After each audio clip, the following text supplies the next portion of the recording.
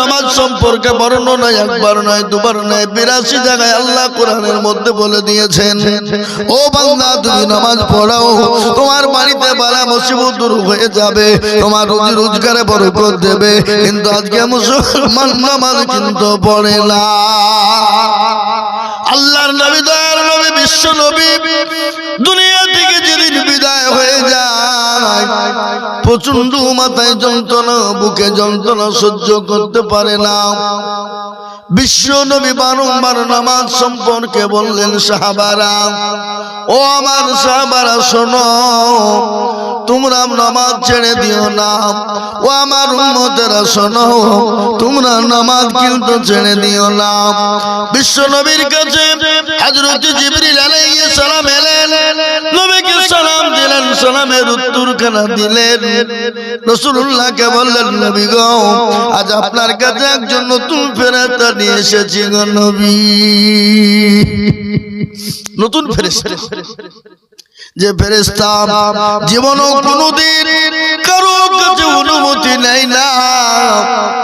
আপনি যদি অনুমতি দেন আমি তাকে আপনার কাছে আনবো, আর আপনি যদি অনুমতি না দেন আমি তাকে আনবো না গো রাসূল। রাসূল বললেন, ও জিবরাইল, আমি যদি অনুমতি না দিই বলে চলে যাবে। বলে না, তাকে তুমি আমার কাছে আসতে দাও। রাসূলুল্লাহর কাছে গেলেন, নবীকে আসসালামু আলাইকুম দিলেন। নবী সালামের উত্তর দিয়ে বললেন, ইয়া কি আজরাইল, বলো কেমন আছো? বলে আমি ভালো আছি। নবী গো, আপনি কেমন আছেন? বলে আমি তো মোটেও ভালো নয়। নবী বললেন, আজরাইল বলো কেন এসেছো? বলে ইয়া রাসূলুল্লাহ, আল্লাহ আপনার কাছে আমাকে পাঠিয়েছেন, আপনার যতদিন মন চাইবে দুনিয়া জমিনে আপনি থাকবেন গো রাসূলুল্লাহ। কিন্তু নবী গো, আপনি দুনিয়ার জমিনে থাকার চেয়ে ও গো রাসূল আল্লাহ অপেক্ষায় আপনার রয়েছে, আপনার দিদারে আল্লাহ পাগল হয়ে আছে গো নবী। রাসূলুল্লাহ বললেন, ও আজরাইল, তাড়াতাড়ি করে আমি নবীর জানটা কবুল করো। নবীজির বুকের উপর যখন হাতটা দেওয়া হলো, নবী বললেন, আজরাইল, মনে হলো গোটা উহুদ পাহাড়টা আমি নবীর বুকের উপরে বসে গেল। ওগো আজরাইল বলো, আমার উম্মতির কি এতটা কষ্ট হবে? নবী বললেন, বলো আমার উম্মতি কি এতটা কষ্ট পাবে? আজরাইল বলে, নবী গো, দেখবেন ছোট বাচ্চা যারা মায়ের কোলে স্তনে দুধ পান করে, দুধ পান করতে করতে যারা ঘুমিয়ে যায়, কোন রকম যারা টের পায় না। ওগো নবী, যারা নবী নামাজি হবে, মুমিন পরহেজগার বান্দা হবে, ঈমানদার হবে, নামাজি দিনদার হবে, তাদের জানটা যখন কবুল করা হবে, ওগো নবী, তাদের জানটা কবুল করার সময় কোনো কষ্ট হবে না, কোনো কষ্ট হবে না। কিন্তু যারা দেখবেন বেঈমান, বেঈমানদার, নামাজ পড়ে না, আল্লাহ চিনে না, রাসূল চিনে না, তারা মৃত্যুর সময় চিল্লায়, চোখগুলা দাঁড়িয়ে যায়, হাত পা গলা কুকড়া হয়ে যায়, চোখগুলো দাঁড়িয়ে যায়, মুখটা হা হয়ে যায়, অতি কষ্ট পায়, বিছানায় পায়খানা করে দেয়, কাপড়ে পায়খানা পোশাক করে ফেলে। কিন্তু যারা দেখবেন মুমিন হয়ে যায়, আল্লাহ ওয়ালা দিন ওয়ালা নামাজি হয়, তারা যখন মৃত্যু বরণ করে আল্লাহ তাদের ছোট্ট বাচ্চাদের মতন ঘুমিয়ে দেয়। কিন্তু আজকে মুসলমান নামাজ পড়ে না। আমাদের সমাজে রাত্রি 12টা 1টা 2টো 3টে পর্যন্ত প্রতিদিন আমরা জাগি, ফজরের আযান দিয়ে মুয়াজ্জিন বলে আসসালাতু খায়রুম মিনান নাওম। জঙ্গলের পশু পাখি, গরু ছাগল মুরগি ভেড়া উট দুম্বা সবাই বলে আর ঘুমাবো না, মুরগি বলে আমি আর খুলনাতে ঘুমাবো না, উট বলে আমি আর ঘুমাবো না, গরু বলে ঘুমাবো না, পুকুরের মাছ বলে ঘুমাবো না, জঙ্গলের পশু পাখি বলে আমি আর ঘুমাবো না।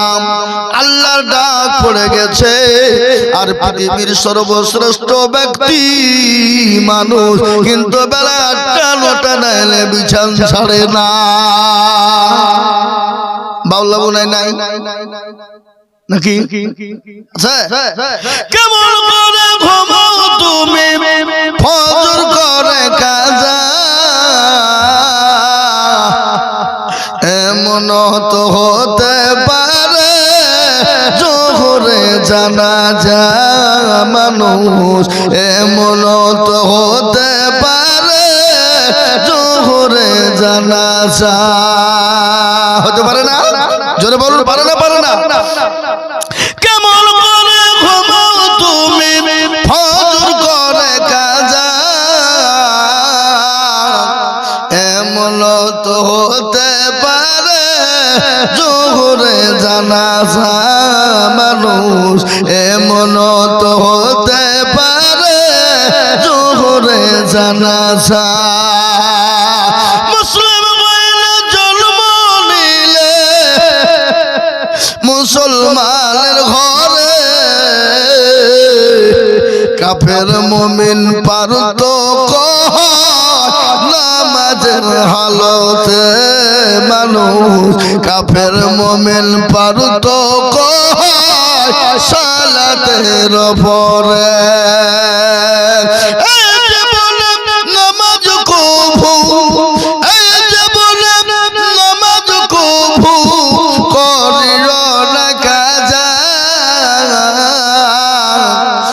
এমন তো হতে পারে জোহরে জানাজা মানুষ, এমন তো হতে পারে জোহরে জানাজা। আমি আপনাদেরকে 3টে কথা বলে যাই। রাসূলুল্লাহ বলে গেলেন, মানুষ যদি 3টে কাজ দুনিয়া জমিনে করে, 3টের মধ্যে 2টো করবে, 1টা করবে না, আল্লাহ তার জন্য জান্নাতের 8টা দরজা খুলে দেবে। পৃথিবীর কেউ তোর জান্নাত আটকাতে পারবে না। 3টে, তার মধ্যে 2টো করবে, 1টা করবে। নবীজি বললেন ওই 2টো কাজ কি?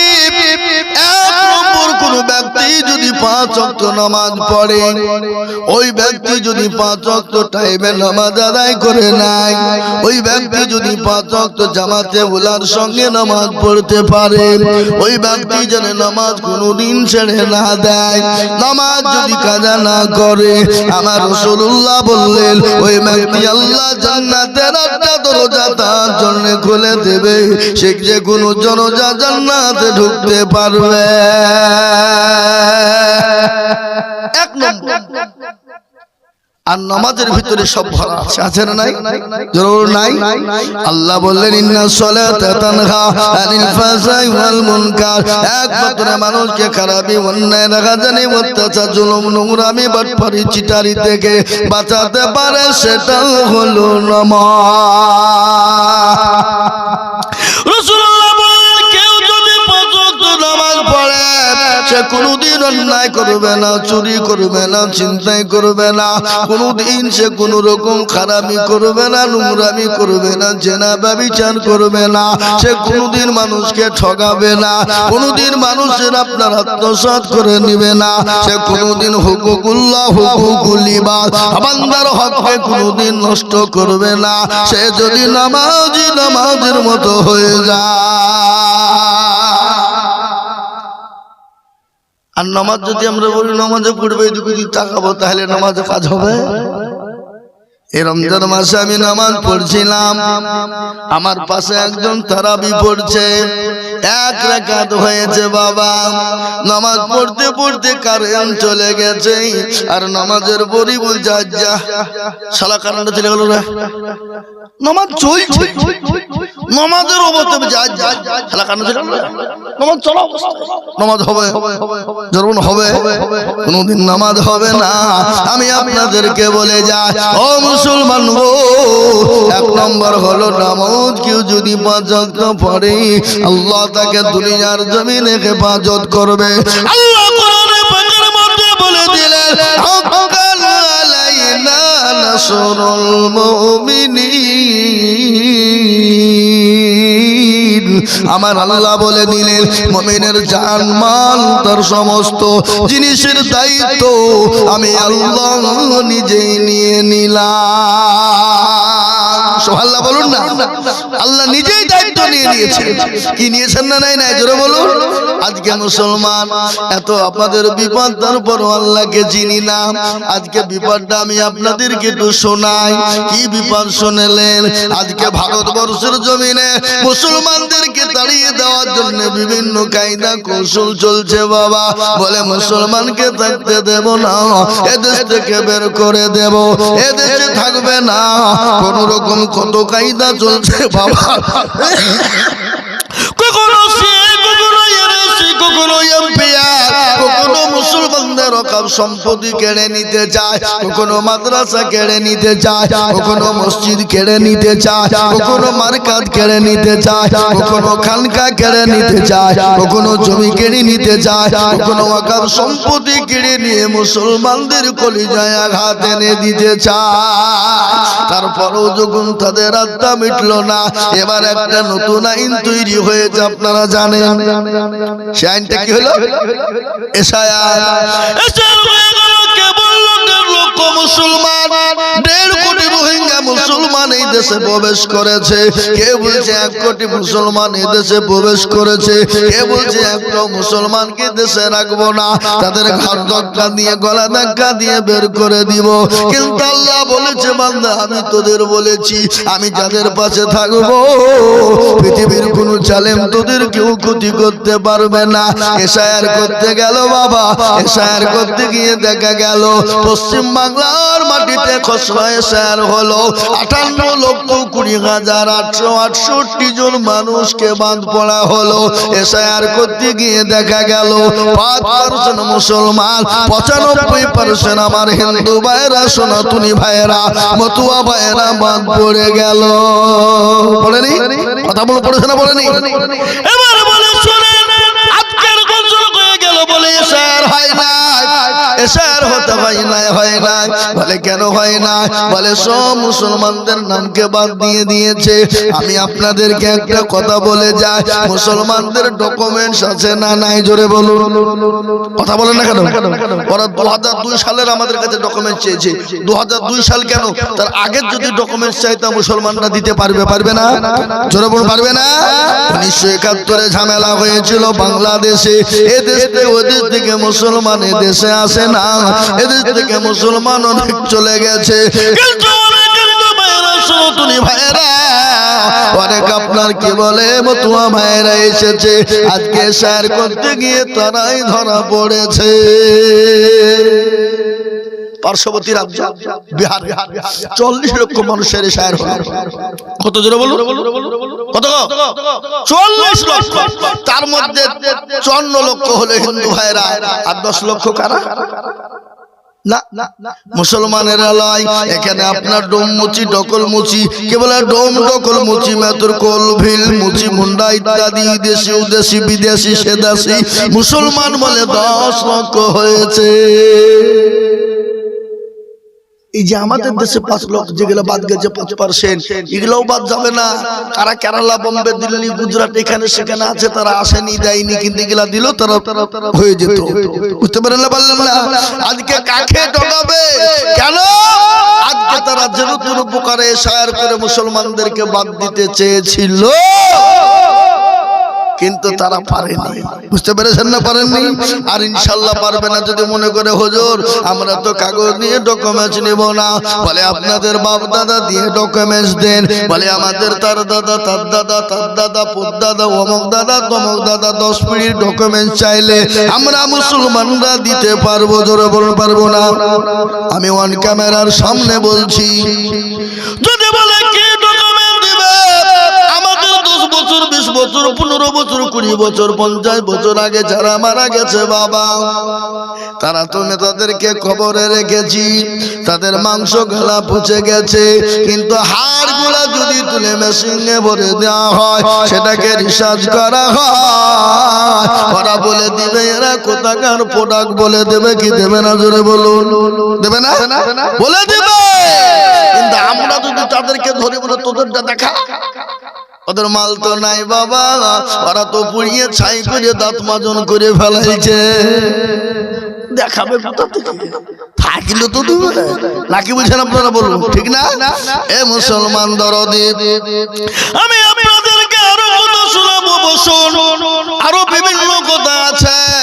আজকে ভারতবর্ষের মাটিতে আমাদেরকে বলে বিদেশি।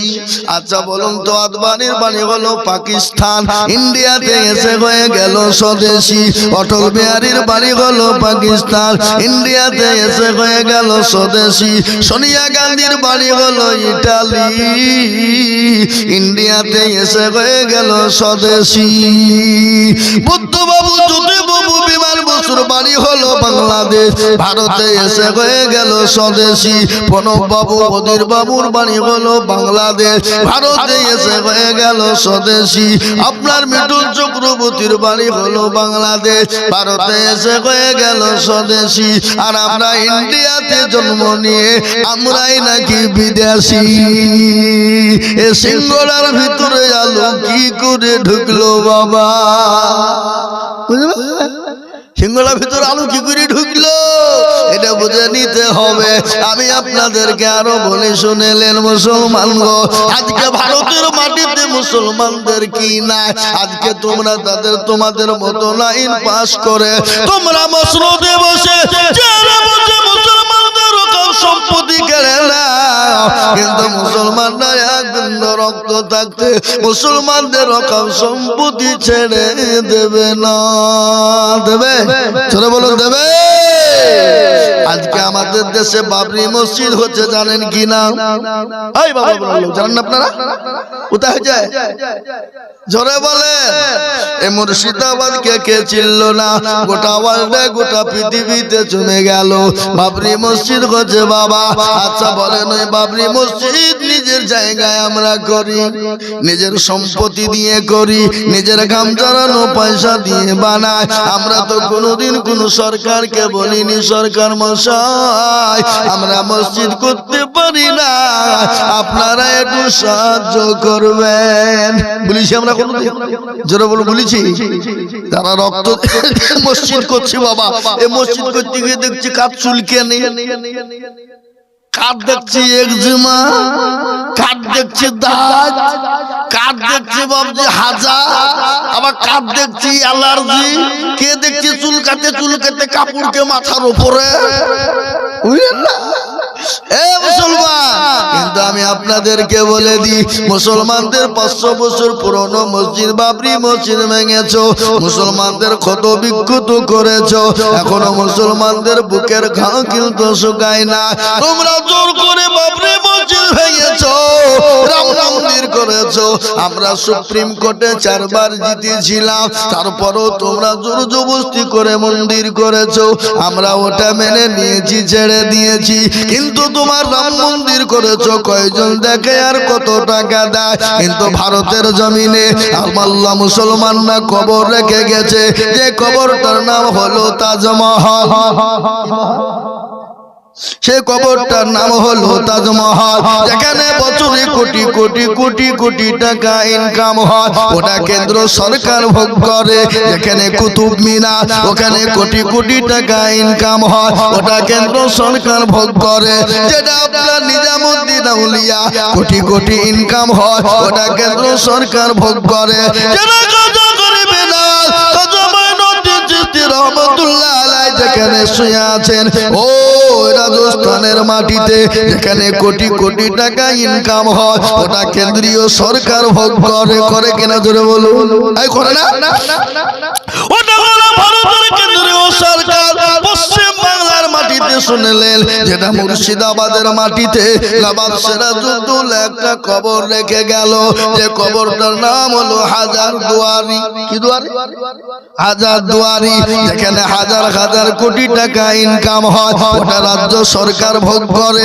কলকাতা ইডেন গার্ডের ময়দানে হাজার হাজার টাকা ইনকাম হয়, ওটা রাজ্য সরকার ভোগ করে।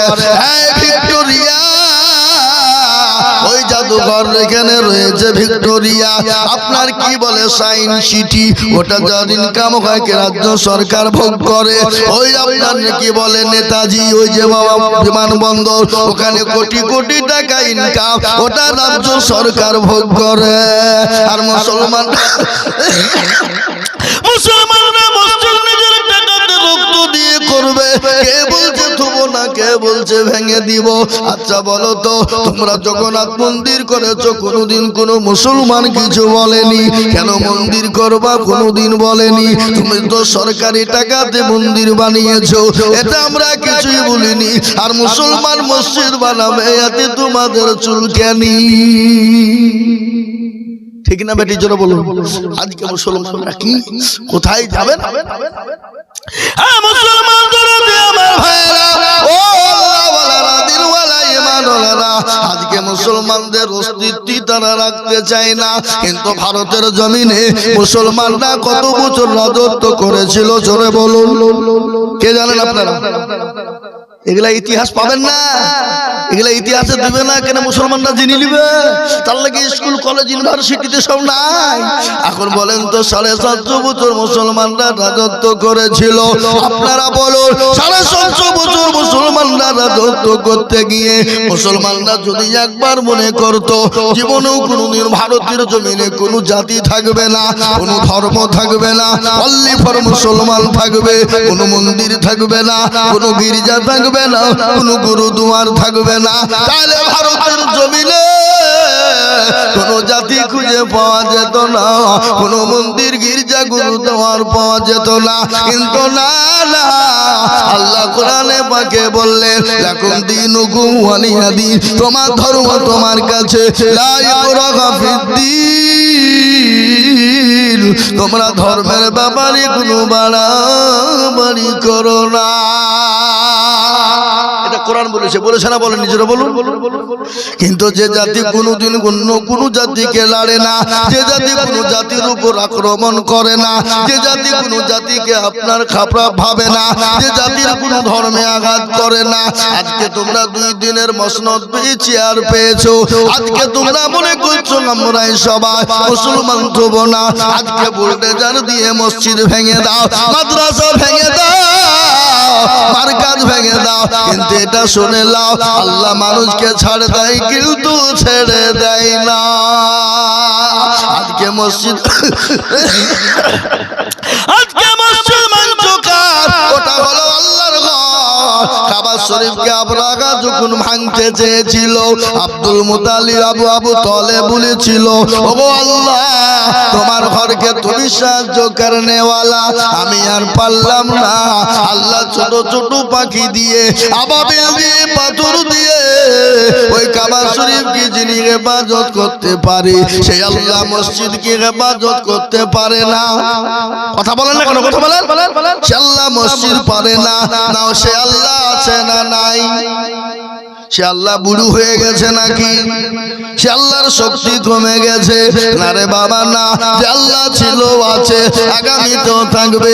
ইসলাম ছিল আছে, আগামীতেও থাকবে। বেঈমানরা যতই কায়দা করুক না কেন, ইসলামের কোনো ক্ষতি করতে পারবে না। কিন্তু মুসলমানরা কত ভালো, মুসলমানদের আদর্শ কত ভালো, মুসলমানদের নবীর আদর্শ কত ভালো। আমার গতকালকে জালসা ছিল বঙ্গাইগাঁও, আসাম রাজ্যের বঙ্গাইগাঁও, হাজারে হাজারে মানুষ। আল্লাহ, কত লোক! 7 কিলোমিটার দিয়ে গাড়ি বন্ধ করে দিয়েছে। 1.5 থেকে 2 লক্ষ লোক, চোখের নজর যাচ্ছে না। ওরা বলল, হুজুর, বঙ্গাইগাঁও জেলার ভিতরে সব থেকে বড় জালসা হলো আমাদের, ওটা আসামের ভিতরে। আর সেই জলসার হতভাগা আমি আইজুল হক, পশ্চিম বাংলার প্রধান বক্তা। 3 ঘন্টা স্টেজে উঠলাম 9টায়, নেমেছি 12টায়। আমি বললাম আর 1 মিনিট থাকবো না, ছেড়বো গাড়ি। ছাড়েন ছাড়েন, একবারে গাড়ি বুঝতে পারলাম। আজকে এসে বেলা 2টার সময় বাইরে, বহু দূরের রাস্তা, প্রায় 1200-1300 কিলোমিটার। কালো বলে মুসলমানরা 750 বছর রাজত্ব করেছে, কোনদিন কারো উপর আঘাত করেছে। এটা নবীর আদর্শ। নবী সাল্লাল্লাহু আলাইহি সাল্লামের আদর্শ শুনেলেন অন্য জাতির সঙ্গে কি ব্যবহার করেছে। আমার নবী এত জাস্টিস, সুপ্রিম, ইনসাফওয়ালা জজ। তিনি তো ডাক্তার, তিনি তো সার্জন, তিনি তো ইনসাফওয়ালা জজ। বিশ্ব নবী সাহাবাদেরকে কোরআনে কারিম শিক্ষা দিচ্ছিলেন। নবী বললেন খায়রুকুম মান তাআল্লামাল কুরআনা ওয়া আল্লামাহু। যারা কোরআন শিখে অপরকে শিক্ষা দেয় তারা হলো পৃথিবীর সর্বশ্রেষ্ঠ ব্যক্তি। বিশ্ব নবী কোরআন শিক্ষা দেয়। ইতিমধ্যে একজন ইহুদি নবীর কাছে এলেন, নবীকে বললেন ইয়া মুহাম্মদ সাল্লাল্লাহু আলাইহি ওয়াসাল্লাম, ওগো নবী আমি আপনাকে 100 গান টাকা দিলাম, আমানত হিসাবে রাখবেন। আমানত বুঝেন তো নাকি? এই বাবলা বড় লোক, আমানত বুঝেন না? বুঝেন না? এখন আমাদের দেশে আমানত আছে, ও কবে মরে গেছে। এখন কেউ যদি আমানত রাখতে দেয় মনে হচ্ছে আমাকে ধার দিয়ে ঝুনু দিয়ে গেল, ও টাকাকে একবারে খই মুড়ি করে খাবে। কি বলেন আপনারা? বলুন, হবে না? এ মুসলমান, আল্লাহর নবীকে আপনার 100 টাকা আমানত রাখতে দিলেন। আল্লাহ নবী দয়ার নবী মায়ার নবীর ঘটনা। তবে আমার সাহাবাদের কোরআন শিক্ষা দিচ্ছিলেন। টাকাটা নিয়ে তিনি নবীর কাছে রেখে দিলেন। 1 দিন যায়, 2 দিন যায়, 3 দিন যায়, 4 দিন, 5 দিন পরে আমার নবী সাহাবাদেরকে আবার কোরআন শিক্ষা দেয়। ইতিমধ্যে ইহুদির মনটা বড় খারাপ। আমার নবীকে অপমান অপদস্থ করবে, আমার নবীকে গালি দিবে, আমার নবীকে অপমান অপদস্থ করবে। বিশ্ব নবীর কাছে চলে গেলেন, নবীজির কলার কানা চেপে ধরে টেনে গিটলি নবীকে উঠাইলেন। আল্লাহর নবীকে বললেন মুহাম্মদ সাল্লাল্লাহু আলাইহি ওয়াসাল্লাম, আমি জানি তোমার বংশের মানুষ খারাপ, তুমি বড় খারাপ। তোমার বংশের মানুষ মানুষের টাকা মেরে দেয়। আমি তোমাকে 100 গান টাকা দিয়েছিলাম, টাকাটাও কেন তুমি ফেরত তুমি দিলে না? হযরত ওমর ছিল পাশে, সাহাবাদের চোখ গালা মোটা হয়ে গেল। নবী বললেন ইজলিস ইজলিস, ও সাহাবারা বসো, বসে যাও। হযরত ওমর সহ্য করতে পারে না, তরবারির উল্টো পিড়ি দিয়ে ও ইহুদির হাতের উপরে আঘাত। হাতটা খুলে গেল। বিশ্ব নবী তিনি নিচের দিকে মাথা করে বসলেন, ইহুদি দূরে চলে গিয়ে বসলেন। 1 মিনিট, 2 মিনিট, 5 মিনিট, 10 মিনিট কেটে গেল। আমার দয়ার নবী মায়ার নবী, তিনি তো রহমতের নবী। কি এর নবী? জোরে বলুন। তিনি তো রহমতের নবী। কোরআনে আল্লাহ বললেন ওয়া মা আরসালনাকা ইল্লা রাহমাতাল লিল আলামিন। আমার নবী তিনি রহমতের নবী, মায়ার নবী, দয়ার নবী, তিনি তো দয়ার রাসূল। গদল একটা আছে না, আল্লাহর নবী। শুনে গদলটা বলি না, বলবো না? বলে আল্লাহর নবী মায়ার নবী গো, আপনি নবী আমার জীবনের জীবন, আপনি আমার জীবন সাথী, অন্ধকার কবরের বাতি, আপনি হইলেন নিরুদুনিয়ার নূর। আল্লাহর নবী মায়ার নবী গো, আপনি নবী আমার জীবনের জীবন, আপনি রহমাতাল লিল আলামিন, আপনি উম্মতের জামিল, আপনি হইলেন গুনাহগার উম্মতের আপনজন। আল্লাহর নবী মায়ার নবী গো আপনি নবী আমার জীবনের জীবন দেখিয়া আপনার মুজিজা ভাগ্যবতী হলেন খাদিজা দেখিয়া আপনার মুজিজা ভাগ্যবতী হলেন খাদিজা সৌপন দিলেন জীবন যৌবন ও মাল দৌলত ছিল আপনাকে সোফা দিল আপনাকে বানাইলো আপনজন আল্লাহর নবী মায়ার নবী গো আপনি নবী আমার জীবনের জীবন মুসলমান আল্লাহ নবী রহমতের নবী দয়ার নবী আল্লাহ নবী চরিত্র কতটা শুনলেন আল্লাহ কোরআনে বললেন ইন্নাকা লালা খুলুকিল আযীম আমার নবীর আখলাক চরিত্র এত ভালো পৃথিবীর জমিনে এরকম কারো হয় না এবং কিয়ামত পর্যন্ত কোনোদিন হবে না হবে হবে তোরা বলো তিনি দুনিয়ার জমিনে কত বছর বেঁচে ছিলেন হ্যাঁ 63 নাকি 63 বছর আচ্ছা বলেন তো নবী কোনদিন মিথ্যা কথা বলেছে শুনেছেন কোন আলেম বলেছে কোনদিন নবী মিথ্যা বলেছে কোনদিন কাউকে ধমক দিয়েছে কোনদিন কাউকে গালি দিয়েছে না বিশ্ব নবী ওমরকে ডেকে বলেন ওমর রে কেন তুমি ওকে মারলে যাও তুমি মারার বদলে 5 কেজি খেজুর দিয়ে দাও আর 100 কান টাকা তাকে তুমি দিয়ে দাও দয়ার নবী মায়ার নবী ইহুদি তিনি বুঝতে পারলেন আরে ইনি তো সে দয়ার নবী ইনি তো মায়ার নবী ইনি আব্দুল্লাহর সন্তান ইনি হলেন আমিনাল্লাহ ও আল্লাহর নবী এত সুন্দর তিনি যারা চলতে চলতে ইহুদি আমার নবীর হাত কানা চিপে ধরলেন বলে ইয়া রাসূলুল্লাহ ও আল্লাহর নবী আপনি আমাকে ক্ষমা করে দিন মাফ করে দিন বলে ইয়া রাসূলুল্লাহ আমি আপনার উম্মত নয় আমি হলাম ঈসা নবী আলাইহিস সালামের উম্মত আমি তাওরাত জবুর ইনজিলের ভিতরে আমি কিতাবে দেখেছিলাম এমন একজন নবীর আবির্ভাব হবে যার চেহারা হবে অতি সুন্দর অতি সুন্দর আচ্ছা বলেন তো নবী কি দেখতে সুন্দর ভালো ছিল না জোরে বলুন ছিল না আমার নবী এত সুন্দর ছিল তিনি আপনার কাটা থান পরতেন সাদা তিনি চাদর গায়ে দিতেন মিডিল দিয়ে তিনি সিটি মারতেন চুলগুলা লম্বা লম্বা থাকতো নবীকে এত সুন্দর বসলে লাগতো রাজাকে তার সিংহাসনে বসলে অত মজা ছিল না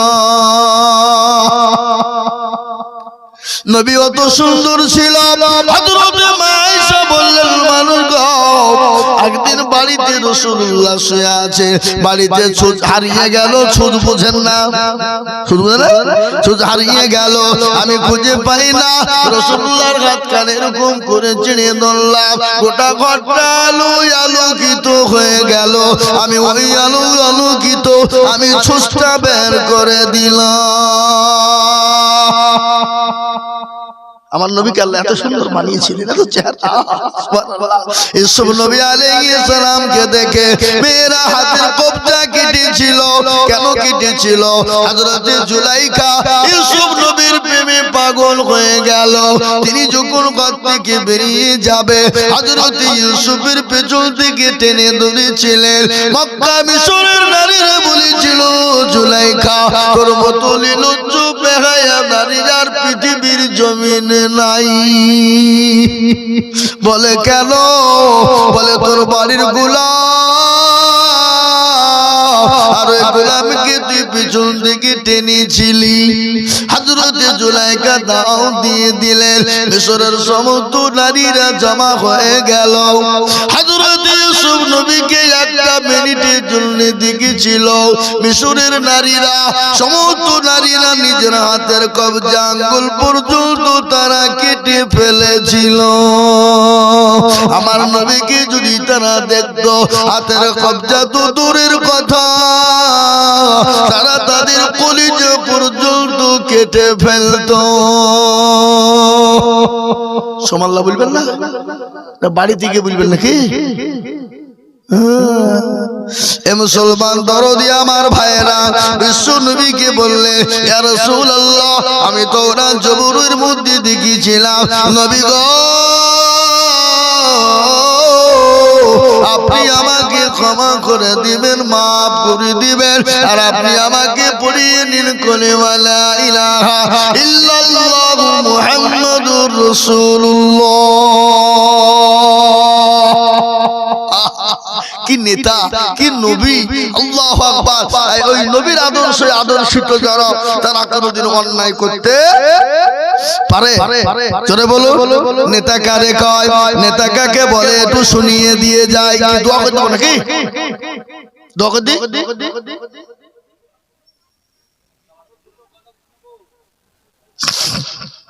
এটা শুনেলেন। আল্লাহু আকবার। মুসলমানদের আদর্শ কেমন একটু শোনাবো বলেছি। বিশ্ব নবী শুনালেন নেতা কাকে বলে, আর নবীর আদর্শ আদর্শিত যারা নেতা, তারা মানুষকে কোনোদিন ঠগাইতে পারে না। নেতা কারে বলে? আজকে দুদিনের মুসলমান নেতা হয়ে আজকে মানুষকে মানুষ মনে করে না।